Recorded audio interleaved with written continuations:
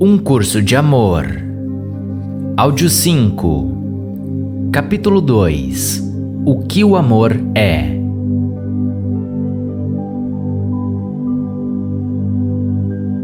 O que o amor é não pode ser ensinado, não pode ser aprendido, mas pode ser reconhecido. Podes passar ao lado do amor sem saber que está lá? Oh, sim. Fazes isso constantemente quando escolhes ver a ilusão em vez da verdade.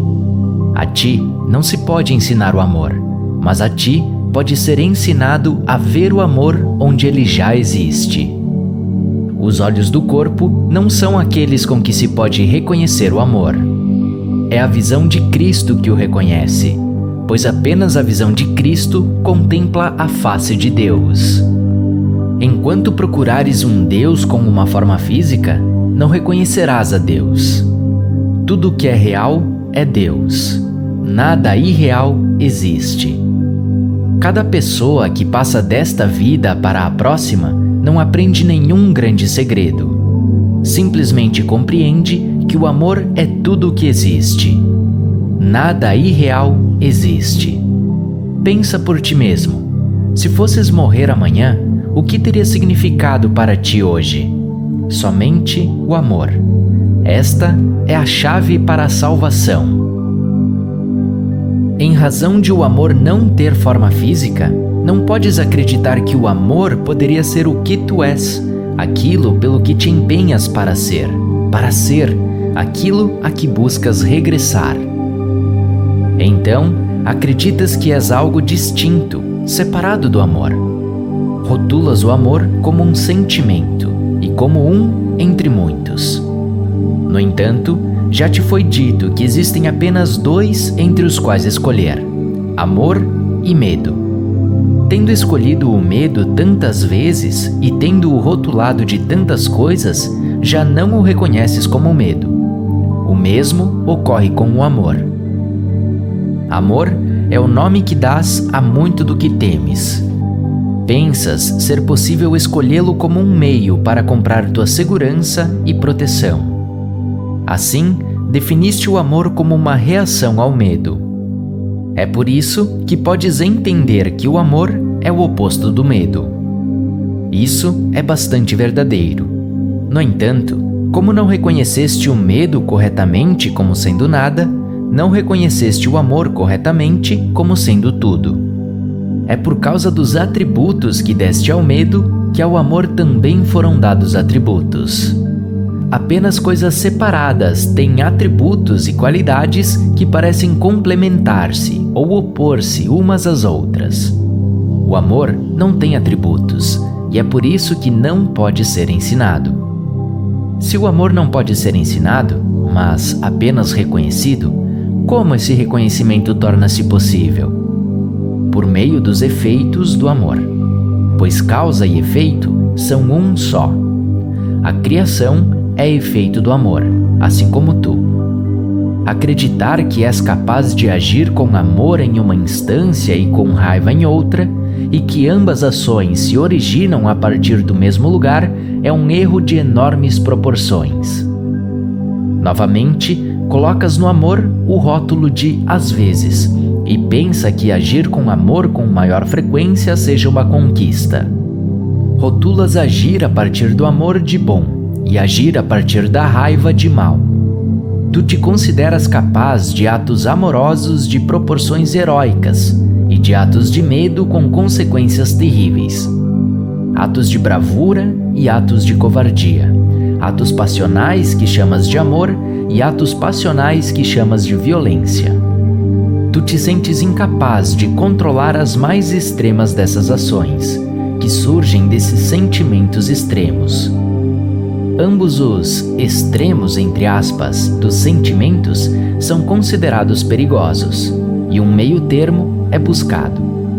Disse que se pode amar demais ou de menos, mas nunca o suficiente.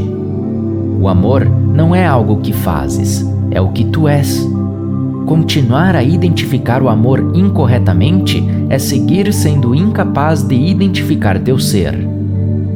Continuar a identificar o amor incorretamente é continuar a viver no inferno. Por mais que alguns busquem evitar os altos e baixos de sentimentos intensos, é no viver sem paixão entre os dois extremos que o inferno é consolidado e se torna algo que parece real. Podes rotular a alegria como céu e a dor como inferno, e buscar um meio termo para a tua realidade, pensando que há mais opções além dessas duas. Uma vida de pouca alegria e pouca dor é considerada uma vida bem-sucedida, pois uma vida de alegria é considerada apenas um devaneio e uma vida de dor um pesadelo. A essa confusão sobre a realidade do amor, adicionas o conteúdo de tua história, os fatos aprendidos, as teorias adotadas sobre a tua existência. Ainda que teu propósito aqui permaneça obscuro, identificas algumas coisas que chamas de progresso e outras que chamas de evolução, e esperas ter um papel minúsculo a desempenhar no avanço da condição humana. Isso é o máximo que esperas fazer, e poucos de vós acreditais que tereis sucesso. Outros se negam a pensar que suas vidas tenham propósito, e assim condenam a si mesmos a vida sem propósito, convencidos de que uma pessoa entre bilhões não faz diferença alguma e é irrelevante. Há ainda outros que colocam viseiras ante o mundo e buscam apenas fazer com que seu recanto nele seja mais seguro e mais protegido. Alguns mudam de uma opção para outra, abandonando a interior, na esperança de que a próxima lhes traga alguma paz. Pensar que essas são as únicas opções disponíveis para as criaturas de um Deus amoroso é insano.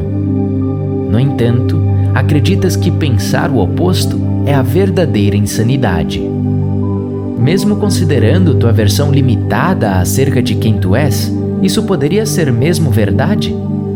É necessário que vejas a insanidade de teu processo de pensamento e do mundo que percebes para que estejas disposto a abandoná-la. Sabes disso, mas te esqueces disso continuamente. Esse esquecimento é o trabalho de teu ego. Teu verdadeiro ser não quer esquecer e não pode fazê-lo, nem mesmo por uma mínima fração de um segundo. É precisamente a incapacidade de teu ser verdadeiro de se esquecer que te dá a esperança de aprender a reconhecer o amor. E com esse reconhecimento, por fim, a insanidade que percebes agora. Teu ser verdadeiro é o Cristo que há em ti. Como poderia ser algo diferente do amor? Ou ver com olhos que não os do amor? A ti pareceria possível que qualquer ser humano decente olhasse para um mundo sem amor, para o sofrimento e o desespero sem se comover? Não penses que aqueles que parecem aumentar o sofrimento do mundo são exceções. Não há uma só alma que ande pela terra e não chore com o que vê. No entanto, o Cristo em ti não chora, porque o Cristo em ti vê com olhos de amor. A diferença é que os olhos do amor não veem sofrimento ou desespero, não estão lá. Esse é o milagre. O milagre é a verdadeira visão. Não penses que o amor pode olhar para o sofrimento e lá ver amor. O amor não olha para o sofrimento em absoluto. A compaixão não é o que fizeste dela. A Bíblia vos instrui a ser compassivos, assim como Deus é compassivo. Tu a defines de maneira diferente da compaixão de Deus. Acreditar que Deus contempla o sofrimento e responde com solidariedade e preocupação, sem acabar com o sofrimento, é acreditar em um Deus que é tão compassivo quanto tu. Pensas que porias um fim ao sofrimento se pudesses, começando com o teu próprio, mas nem tu nem Deus poderia acabar com a miséria, tornando-a real. Aqui não existe mágica que transformaria o sofrimento em deleite e dor em alegria. Esses seriam, de fato, atos mágicos, uma ilusão por cima de outra ilusão.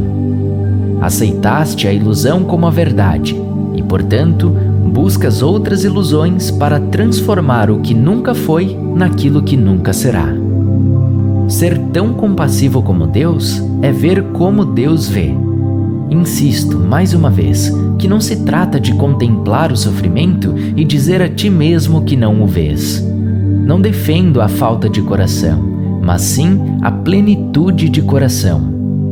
Se acreditas mesmo em uma pequena fração da verdade, se apenas acreditas que és uma pequena parte de Deus, não maior que uma fagulha de luz sob um sol resplandecente, nem mesmo assim poderias acreditar na realidade do sofrimento e do desespero. Se o fazes, acreditas que esse também é o estado de Deus. E se isso fosse verdade, que esperança haveria para o fim do sofrimento? Que luz poderia haver no universo que poderia pôr um fim à escuridão? Inverte esse pensamento e vê se faz mais sentido do que fazia antes.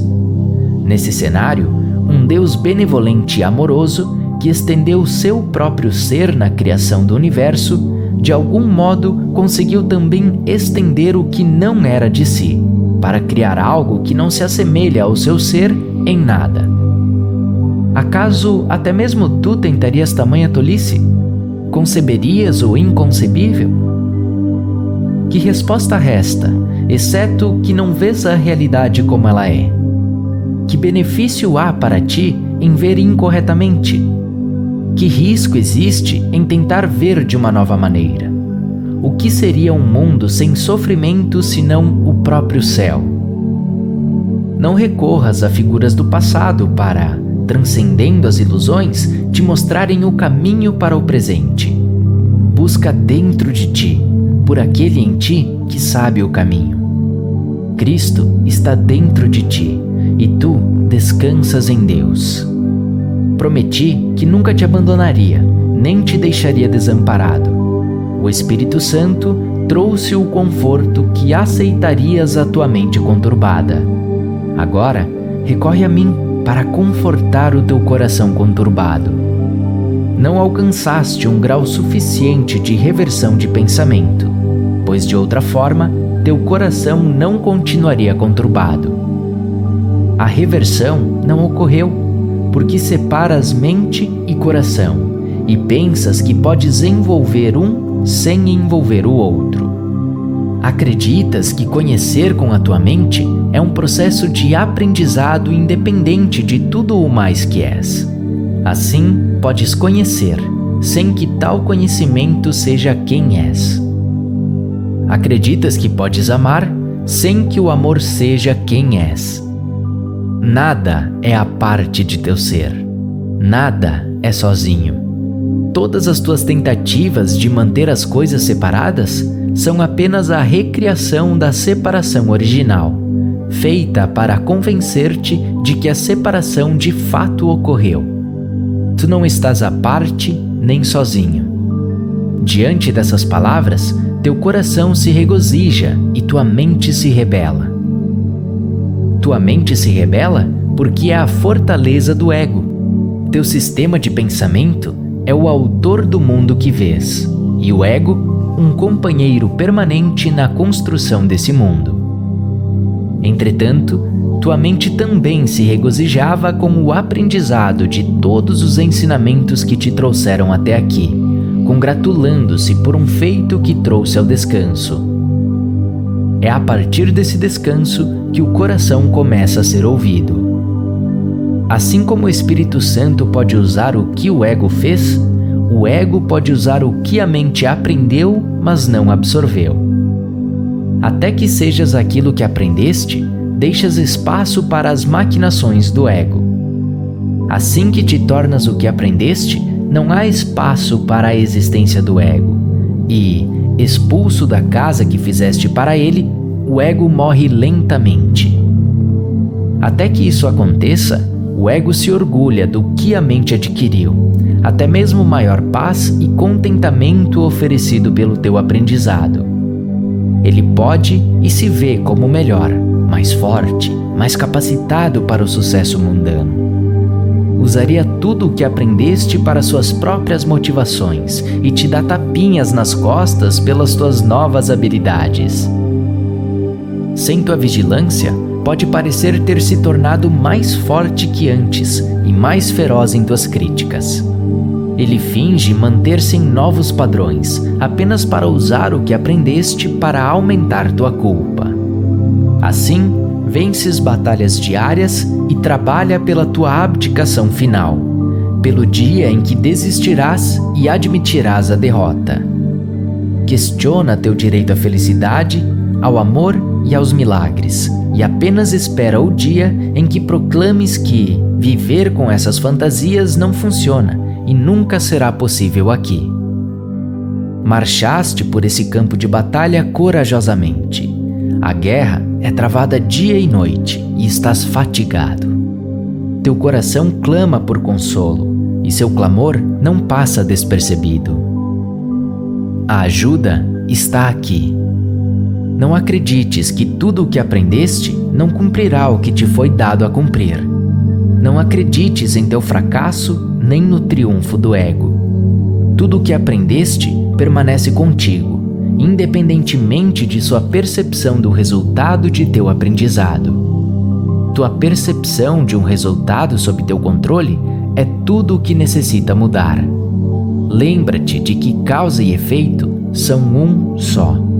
Não podes falhar em aprender aquilo que queres aprender. Começaremos trabalhando em um estado de neutralidade, em que a guerra não é mais travada e as batalhas diárias cessam. Quem ganha ou quem perde não nos preocupa aqui. A paz ainda não veio, mas a bandeira branca da rendição foi agitada e deixada sobre um solo sagrado, onde a neutralidade reinará por um breve momento, antes que a paz chegue com enorme júbilo. Não existem despojos a se entesourar. Não há vencedores nessa guerra. Tudo o que foi aprendido e reaprendido é que isso é o que não desejas.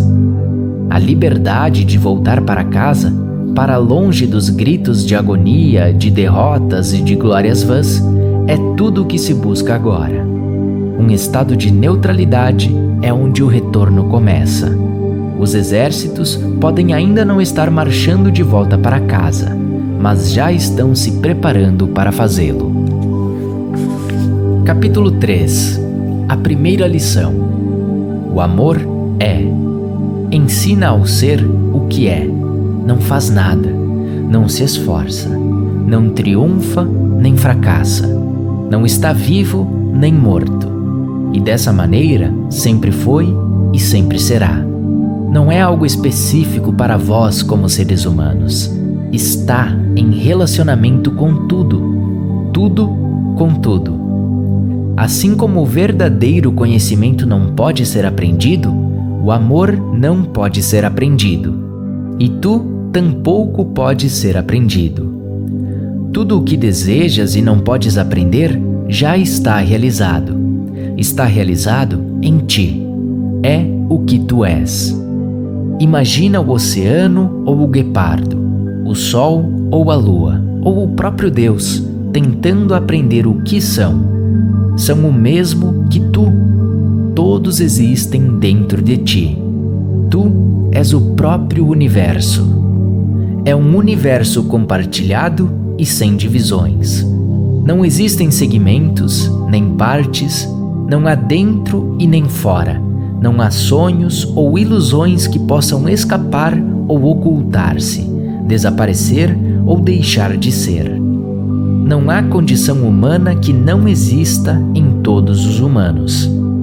É completamente impossível que alguém tenha o que outro não tem.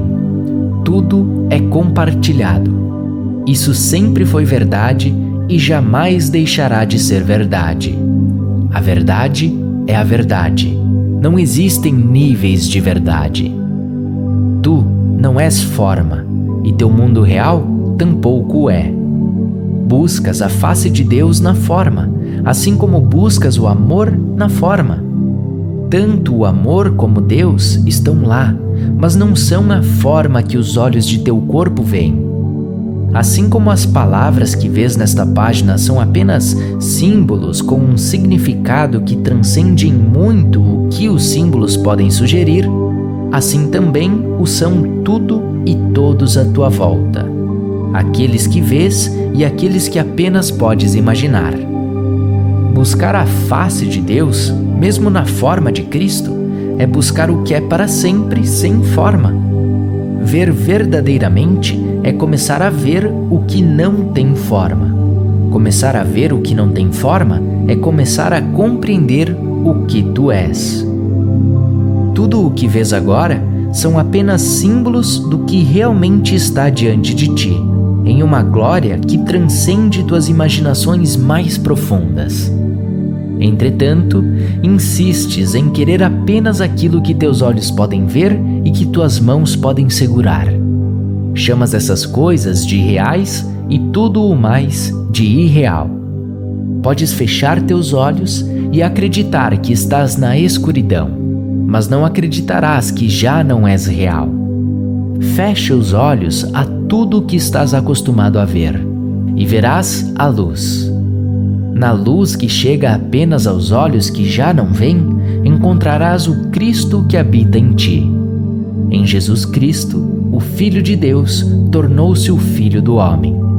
Ele caminhou pelo mundo com um rosto muito semelhante ao teu, um corpo com 2 pernas, 2 braços, 10 dedos nas mãos e 10 nos pés.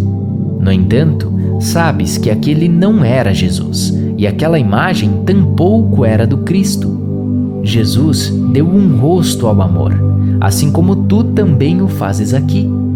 Mas o amor não se apegou à forma dizendo, isto é o que eu sou. Como pode qualquer coisa ter uma forma, exceto em símbolos?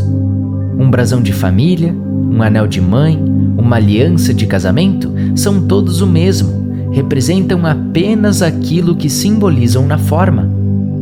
Não existe nenhuma forma que não seja assim. Uma forma é apenas uma representação. Vês 1000 formas por dia, com nomes e funções diferentes, e não pensas que sejam todas a mesma. Atribuis valores a cada uma delas, com base na utilidade ou no aspecto agradável, na popularidade ou na reputação. Situas cada uma em relação a ti, e, portanto, nem mesmo vês a forma como é, mas apenas em função do que ela fará por ti.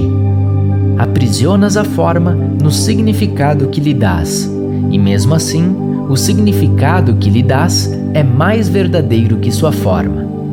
Dás todo significado a tudo, e assim povoas teu mundo com anjos e demônios, cuja condição é determinada em função dos que te ajudariam e dos que te entravariam. Assim, determinas quem são teus amigos e teus inimigos, e tem amigos que se tornam inimigos, e inimigos que se tornam amigos. Embora um lápis possa, essencialmente, continuar sendo um lápis em teu julgamento, ao menos enquanto mantiver todas as qualidades que determinaste que um lápis deve ter, poucas pessoas são capazes de exibir as qualidades que predeterminaste que deveriam ter, a todo tempo e em todo lugar. Assim, uns desapontam e outros cativam, uns defendem tua casa e outros te denigrem. Em todos os cenários, continua sendo o artífice de teu mundo, ao atribuir-lhe suas causas e seus efeitos.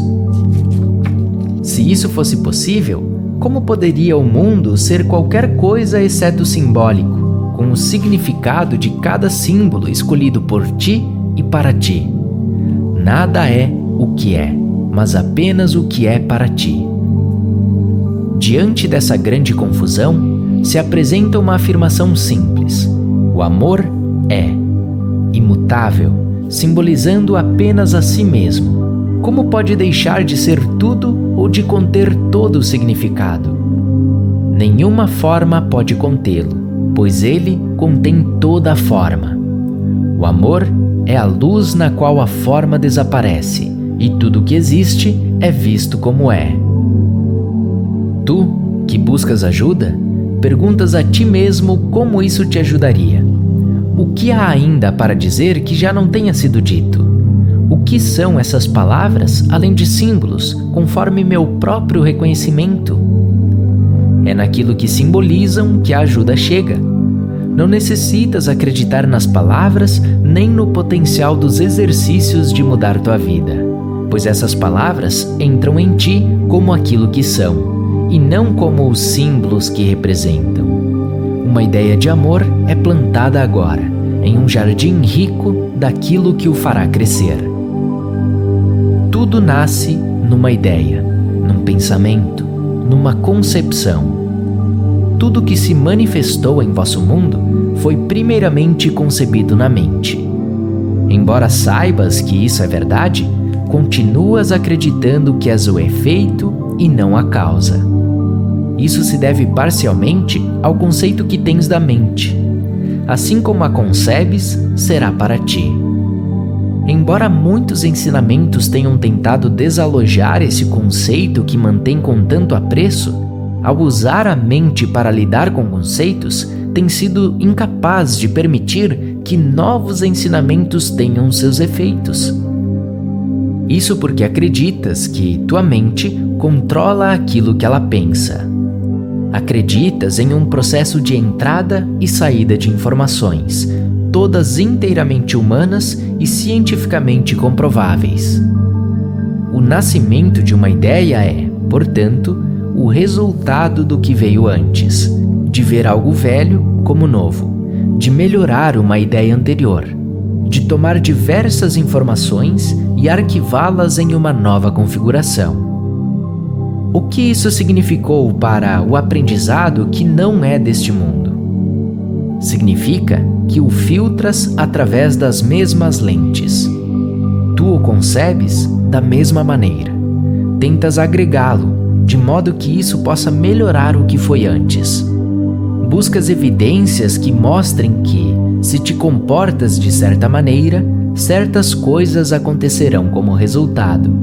Como uma criança que aprende a não tocar no fogão quando está quente para não se queimar, ou que aprende que um cobertor quente a conforta, o submete a 1000 testes que dependem de teus sentidos e teu julgamento.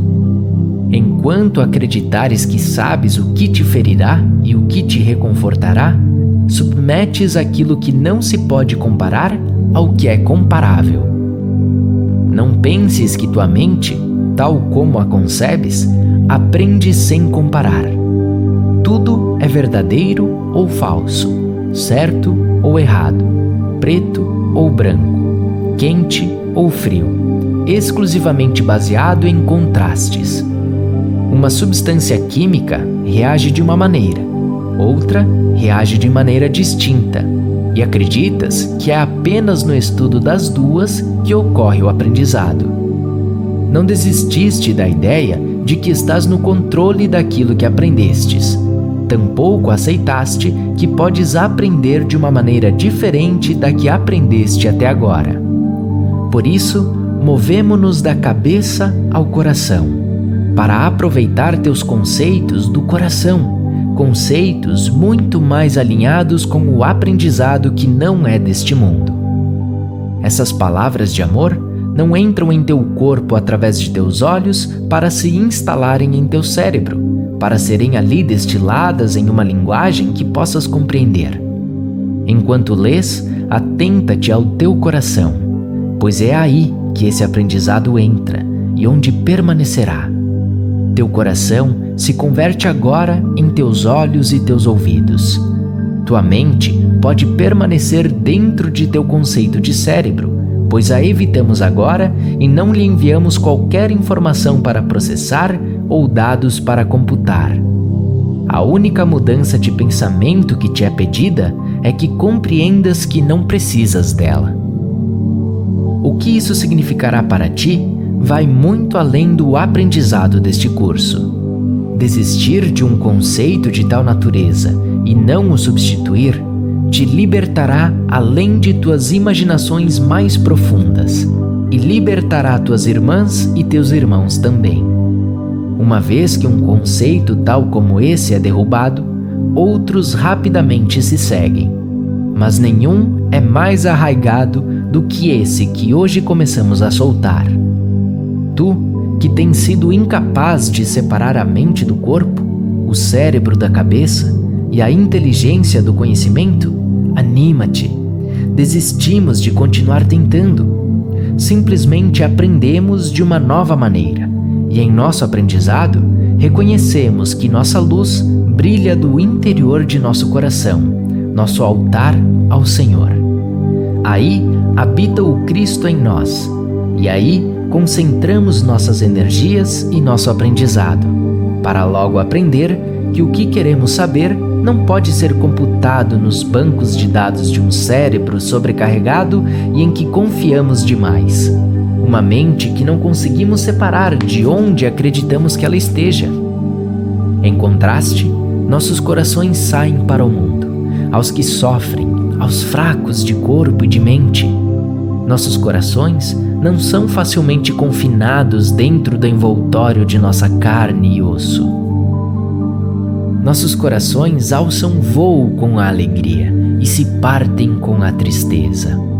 Não acontece o mesmo com o cérebro, que continua registrando tudo, um observador silencioso que logo te dirá que os sentimentos de teu coração eram, na verdade, tolices. E é aos nossos corações que pedimos por orientação, pois é lá que reside aquele que guia verdadeiramente.